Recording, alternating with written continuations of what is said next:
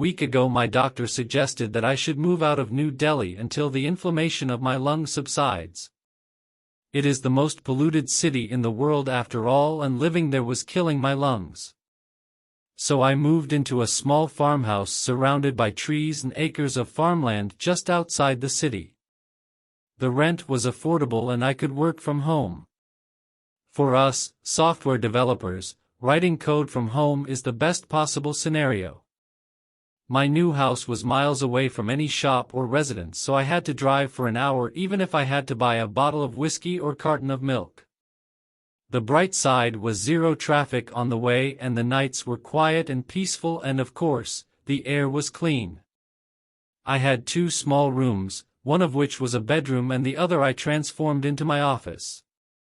One evening after returning from my usual shopping runs, I noticed a low branch of a dead tree that was overhanging my parking spot. The tree had a thick black trunk and branches like an outstretched hand reaching for darkness above. When I had first moved in it didn't concern me, but now when I looked more closely, one of the branches seemed like it was about to crack and fall down.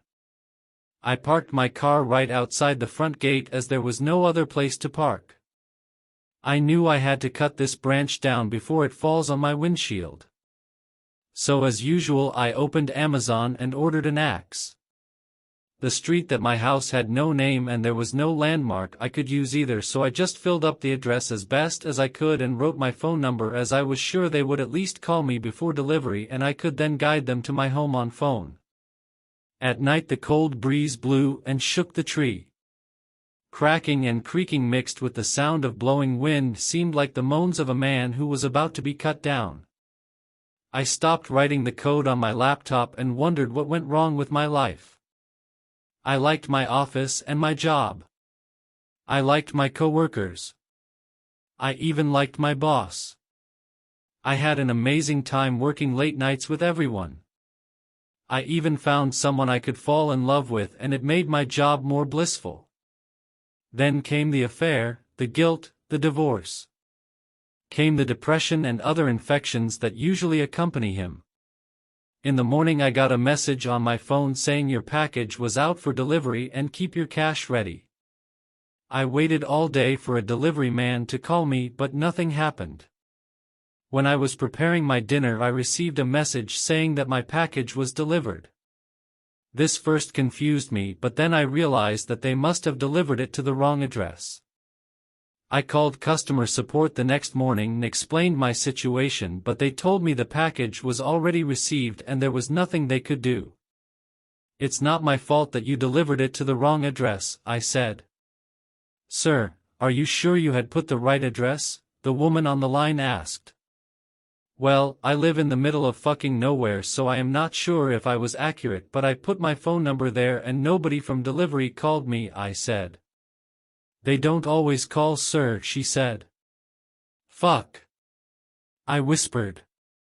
Also, it's showing that your order was on cash on delivery, so the guy who received your package must have paid for it too. You didn't lose any money, so I think you should just place another order, she explained. I am never ordering anything from you. I said. Sir, there is no need to be angry, she said in a monotone voice. That really made me angry. You assholes, my loud shouts were accompanied by louder fits of cough that disrupted the peace of a quiet morning. If you were here in front of me I would have shown you the meaning of anger, you son of a bitch, I shouted again. I was nearly out of breath. No answer came from another side. Say something. Say that you have lost my axe, I shouted while wheezing, say it. Funny, this was my only human interaction besides that shopkeeper of a small shop next town. I think she had hung up on me. I took a couple of deep breaths and wiped the sweat off my face. Then I went out for a walk. Outside, that black branch of that dead tree loomed over my car like a demon stretching his dark hand ready to fall down and destroy my beloved Honda. That branch reminded me of that asshole Amazon delivery guy. I wondered if they hate their job and that's why they behave like this. I could have parked my car over the dirt road outside instead of my approach road, but I thought that would be too far for comfort. What if someone stole its tires, or worse, the whole car? I wondered if someone was mad enough to get the wrong package from Amazon and actually pay for it. I thought it was all a silly excuse, and I was sure the delivery guy had lost it. Or in another scenario, what if someone did receive my package? It would have my address and my phone number on it. Maybe he would decide to send it to me, or at least call me and ask me to collect it. I slept early at night, and cause there was nothing much to do around here. Suddenly my phone lit up in the dark. It was a message from an unknown number. It said, "Your order is out for delivery." It was weird because I knew Amazon never makes deliveries this late at night. Then I heard a sound outside my front door. The sound of someone trying to open it.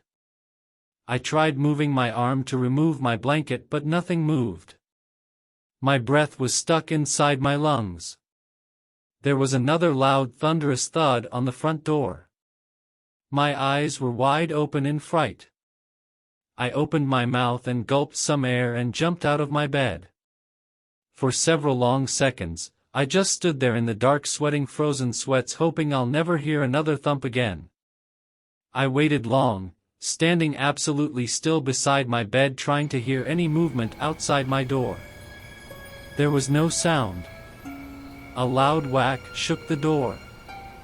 I stood with both hands pressed against my mouth, choking in my scream. There it was, louder than before. A loud thud followed by a cracking sound. It sounded like maybe the door broke this time. I ran towards the back door. I knew it makes a loud creak. I opened it slowly with a squeaking sound and moved out as silently as I could. Then I ran as far as I could into the fields.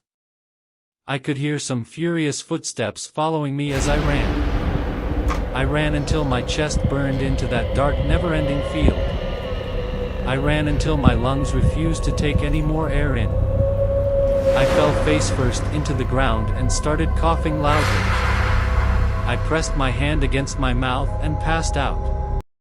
When I opened my eyes, it was dawn. I stood up and looked back and saw my house at a distance. I slowly walked bare feet, wearing only pajamas, feeling like the horror of last night was just a dream. Arriving at my approach road, I saw the door was split in half. When I walked closer, I saw an axe, similar to what I had ordered from Amazon, plunged into the windshield of my car. I pulled it out.